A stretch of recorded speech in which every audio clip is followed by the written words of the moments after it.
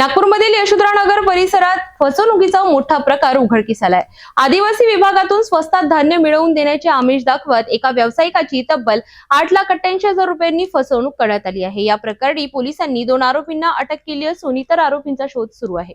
नागपूरच्या यशोधरानगर पोलीस ठाण्याच्या हद्दीत धक्कादायक घटना समोर आली आहे। फिर्यादी शमशुद्दीन उर्फ बबलू अन्सारी हे कबाडी व्यवसाय करतात। एका नातेवाईकाच्या लग्नात त्यांची ओळख आरोपी इम्रान खान पठाण याच्याशी झाली होती।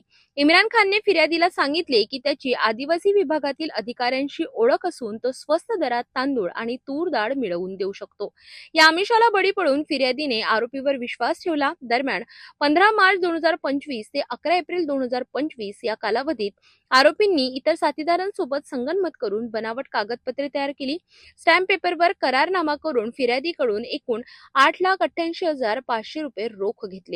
इतकंच नाही तर धान्य वाहतुकीसाठी फिर्यादीचा ऑटो रिक्षा MH49D 7005 देखील आरोपींनी ताब्यात घेतला। मात्र ना धान्य पुरविण्यात आले ना वाहन परत करण्यात आले। फसवणूक झाल्याचे लक्षात येताच फिर्यादीने यशोधरानगर पोलीस ठाण्यात तक्रार दाखल केली। पोलिसांनी गुन्हा नोंदवून आरोपी इम्रान खान आणि विकास साहू उर्फ गजबिये यांना अटक केली। सध्या इतर आरोपी फरार असून त्यांचा शोध सुरू आहे। यशोधरानगर पोलीस स्टेशनमध्ये फिर्यादी नामे शमशुद्दीन उर्फ बबलू वल्द कमरुद्दीन अन्सारी वय 38 वर्ष राहणार संघर्षनगर यशोधरानगर पोलीस ठाणे यांनी दिलेल्या तक्रारीवरून गुन्हा रजिस्टर नंबर 233/2026 असा दाखल आहे। सदर प्रकरणात आरोपी इम्रान खान वल्द इस्माईल खान पठाण राहणार रामटेक नागपूर यांनी फिर्यादीस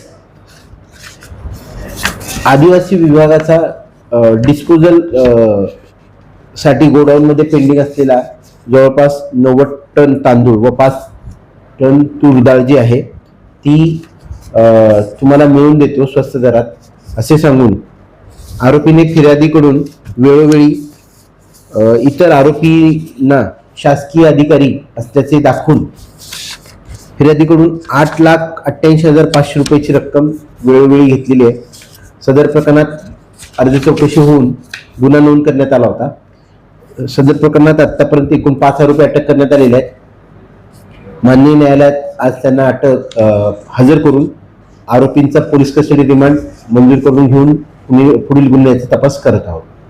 यामध्ये मुख्य जो आरोपी आहे त्याचं नाव आहे इम्रान खान वल्द इस्माईल खान पठाण वय 40 वर्षे। याच्यावर अशाच फसवणुकीचे यापूर्वीचे देखील गुन्हे नोंद आहेत।